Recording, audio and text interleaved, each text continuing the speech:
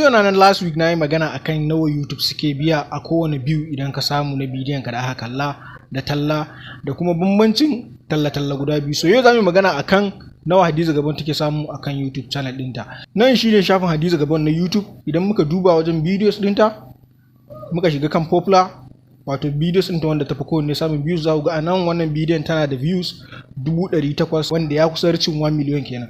Wanda a wancan bidiyon mun riga da mun lissafa nawa suke biya, wanda na faɗa a takaice abinda suke biya kowane 1k views idan ka samu akan YouTube wanda aka kalla akan bidiyon ka zaka samu $1.68 a kowane kan 1k views.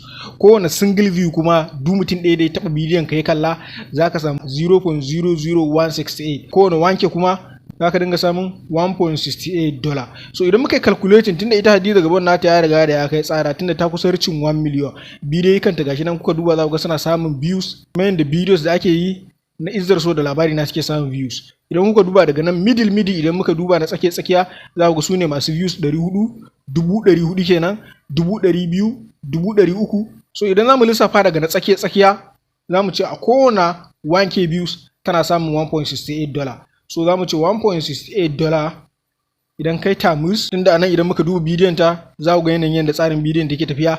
Akalla a wata ba ta sama da bidiyon da ya fi guda 4 ko guda 5 akalla, yawanci double ne. Za ta yi farko na hira, wato irin sharhi kenan akan bidiyon ta na gaba, sannan kuma ta zo ta posta bidiyon kamar yadda in series suke yi, za su yi kaɗan daga cikin na satin da za su posta, sannan daga baya su zo su posta full film din. So idan kai $1.68 tunda shi ne na 1k views tamus biyu 400 kenan, idan ka buga shi zai baka $672.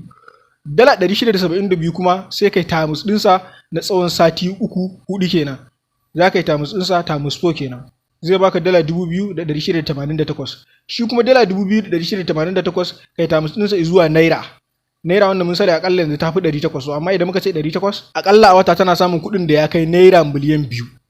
Amma wannan naira miliyan 2 dole za ta rarraba shi tsakanin abin da za ta kashe a kyamara, tsakanin abin da za ta kashe a expenses na duk mutanen da take gayyata da kuma shauran wasu abubuwa. Duk da yawancin mutane mun sani manya idan ka gayyace su zuwa show ɗinka sukan iya baka kyauta, wasu kuma kai ne zaka ba su kyauta daga cikin abin da za ka yi na wannan bidiyon naka. So wannan kenan a takaice approximately abin da Hadiza Gabon take making akan sabon YouTube channel ɗinta, wanda kuma ga show sai ƙara gaba suke yi. So muna mata fatan alkhairi iya wuya. So idan kai ma kana so ka buɗe channel taka ta kanka, ka fara daga ƙasa ka fara daga kaɗan har zuwa kai reaching level ɗin da za a fara biyan ka, kai ma ka fara samun kuɗi a YouTube channel naka na kanka, da akwai bidiyo akan playlist ɗina YouTube part 1 da kuma make money on YouTube part 2, sai ka je kalla domin sanin yadda zaka buɗe YouTube kai ma ka fara samun kuɗi.